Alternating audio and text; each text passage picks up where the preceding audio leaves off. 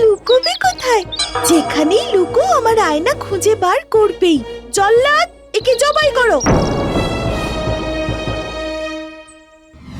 বাদল বুড়ো চাষির মা মরা ছেলে, তাই চাষি যেমন ছেলেকে ভালোবাসে তেমনি বাদলের কাছে তার বাবাই হলো তার মা। কিন্তু তার দাদা বৌদি এটা একদম সহ্য করতে পারে না। বলি, সারাক্ষণ বাবার কাছে বসে থাকলে সংসারটা চলবে কি করে শুনি? কেন বৌমা, ও তো এই মাঠ থেকে ঘুরে এলো। বড় ছেলে খেটে খেটে মরে গেল, আর ছোট ছেলের জন্য আপনার প্রাণ কাঁদছে। অমন করে বাবাকে বলো না বৌদি, আমাকে বলো কি করতে হবে। যাও, মাঠ থেকে সবজিগুলো নিয়ে এসো, নইলে রান্নাটা হবে কি দিয়ে শুনি? এই তো আমি এখনই যাচ্ছি বৌদি। যত চিন্তা শুধু ছোট ছেলের বেলায়। আজ বাড়ি ফিরুক, এর একটা হেস্তনেস্ত করতেই হবে।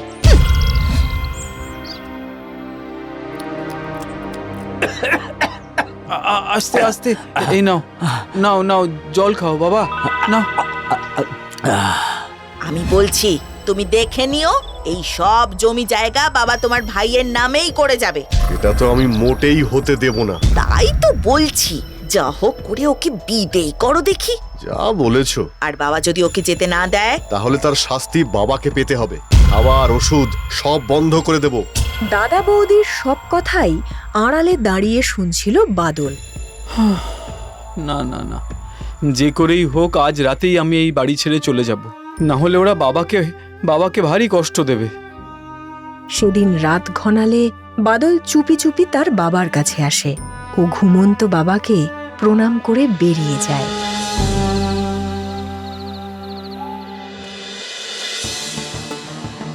দেখো মা, এইভাবে চললে তো তোমার পাত্রই পাওয়া যাবে না।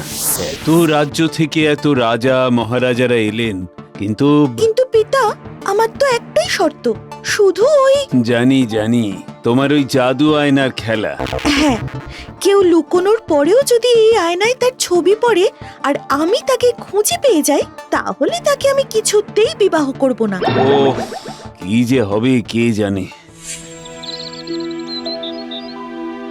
হায় রে, কি কপাল আমার! জন্মের পরেই মাকে হারালাম, আর আজ বাবাকে। দাদা বৌদিও আমাকে কোনোদিন ভালোবাসলো না। বড্ড জল তেষ্টা পাচ্ছে। ওই তো একটা নদী। নদীর ধারে জল খেতে গিয়েই বাদলের চোখে পড়ে একটা মাছ ডাঙায় উঠে ছটফট করছে। আরে কি সুন্দর মাছটা! ওকে জলে ছেড়ে না দিলে ও এমন ছটফট করতে করতেই মারা যাবে। দাঁড়াও দাঁড়াও দাঁড়াও। জলে যেতেই মাছটি জলের উপর ভেসে উঠে বাদলকে বলে, আমাকে তুমি বাঁচিয়েছো। তুমি যদি কখনো কোনো বিপদে পড়ো, আমার কাছে এসো। আমার আর নতুন কি বিপদ হবে বন্ধু, তুমি ভালো থেকো। এই বলে বাদল জল খেয়ে আবার হাঁটা দেয়। এরপর বাদল হাঁটতে হাঁটতে পৌঁছে যায় জঙ্গলে। বাহ, ভারী সুন্দর তো জঙ্গলটা, এখানে একটু বসি। বাদল সবেমাত্র গাছে হেলান দিয়ে বসেছে, হঠাৎ একটা শেয়াল দৌড়ে আসে। বাঁচাও, বাঁচাও, আমাকে বাঁচাও। কি হয়েছে? একদল শিকারী আমাকে তাড়া করেছে।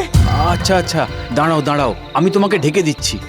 বাদল এবার নিজের জামা খুলে শেয়ালের গায়ে চাপা দিয়ে দেয়, আর তক্ষুনি শিকারীরা সশব্দে দৌড়ে আসে। এই এই এখানে একটা শিয়ালকে দেখেছো? শিয়াল? ওরে বাবা রে, কই না তো। তাহলে ওটা কি? ওটা আমার জামা, ভিজে গেছে তো তাই শুকোচ্ছি। ও আচ্ছা, এই তোরা চল, এদিকে আসেনি। শিকারীরা চলে যেতেই শিয়াল মুখ বাড়িয়ে দেখে ও তারপর বেরিয়ে এসে বলে, বাহ দাদা, তোমার তো খুব বুদ্ধি, একদম আমাদের মতো। শোনো, আমি এই জঙ্গলেই থাকি। তুমি যদি কখনো বিপদে পড়ো, তাহলে এই ভাইটাকে স্মরণ করো। ভাই?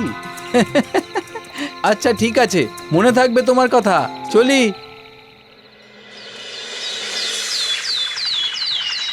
একটু যেতেই দেখতে পায় একজন রাজাকে ঘোড়ায় চড়ে যেতে, সঙ্গে দুজন পেয়াদা। বাদল পেয়াদার কাছে জানতে চায়, কোথায় যাচ্ছেন আপনারা? ধুলাগড় রাজ্যে রাজকন্যাকে বিয়ে করতে যাচ্ছেন মহারাজ।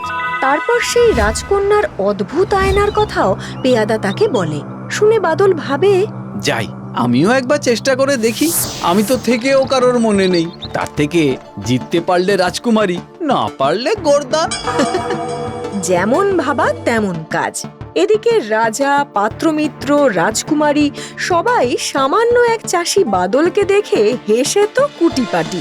বলো কি, তুমি পারবে? আগে রাজামশাই, চেষ্টা তো করতে পারি। না পারলে কিন্তু শাস্তি হলো গর্দান। জানি মহারাজ।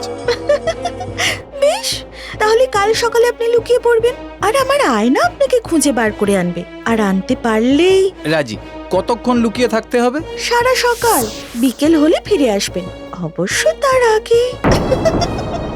বাদল তো রাজা আর রাজকুমারীর শর্তে রাজি হয়ে গেল, কিন্তু এবার হঠাৎই তার মনে পড়ল সেই সোনালী মাছের কথা। ও বন্ধু, সোনালী মাছ, কোথায় তুমি? এই তো আমি, বলো। শোনো, আমাকে একটু লুকিয়ে ফেলবে? আর এমন করে লুকিয়ে ফেলো যাতে রাজকুমারীর আয়না আমাকে খুঁজে না পায়। বেশ, এসো, আমার পেটের মধ্যে এসো তুমি। তবে মনে রেখো, এই একবারই আমি তোমাকে সাহায্য করতে পারবো। হ্যাঁ, সে জানি। এবার তবে ঢুকি।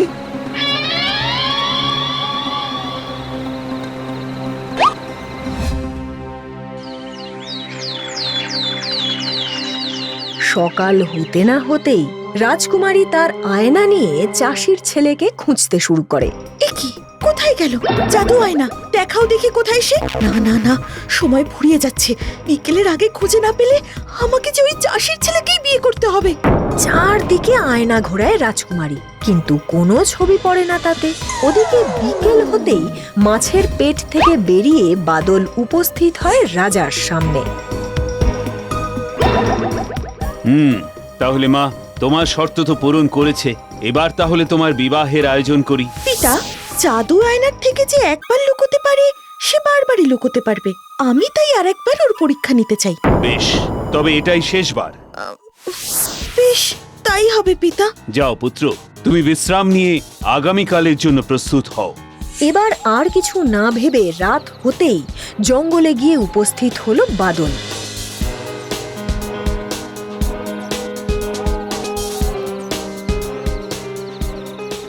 শেয়াল ভাই, ও শেয়াল ভাই, কোথায় তুমি? আমাকে একটু লুকিয়ে রাখবে ভাই। বাদলের মুখে সব শুনে শেয়াল বলে, চিন্তা করো না দাদা। কোথায় তোরা? সবাই আয় রে, সবাই আয়। শোন তোরা, ভোরের আগেই এখান থেকে সোজা রাজকুমারীর পালঙ্কের নিচ অব্দি একটা সুড়ঙ্গ খুঁড়ে ফেল তোরা। সুড়ঙ্গ? সুড়ঙ্গে কি হবে? ওই সুড়ঙ্গ দিয়ে রাজকুমারীর পালঙ্কের তলায় গিয়ে পৌঁছবে তুমি। রাজকুমারী তোমাকে সারা রাজ্যে খুঁজে বেড়ালেও নিজের ঘরে খুঁজতে যাবে না। কি কেমন বুদ্ধি! দারুণ।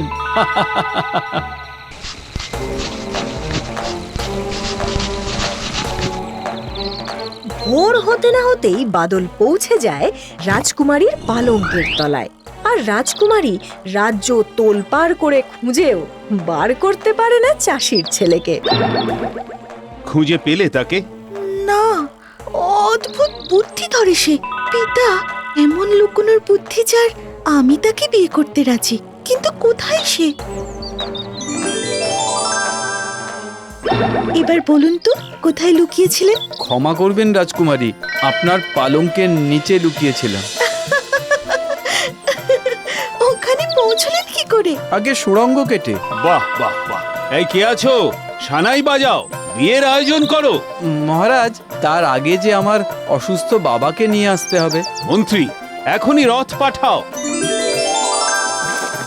রাজার আদেশে রথ গিয়ে নিয়ে আসে বাবা, দাদা আর বৌদিকে। বাবা বাদল, আমাকে না বলে তুই কোথায় চলে গেছিলি বাবা? আর যাবো না বাবা, আর যাবো না। আমায় ক্ষমা করো বাদল, তোমাকে অনেক কটু কথা বলেছি। নির্লোভ ভাইকে লোভের বশে বাড়ি থেকে বিদায় করতে চেয়েছিলাম, আর সে আজ রাজার জামাই। আর তুমি তার দাদা। ভাই, ভাই রে,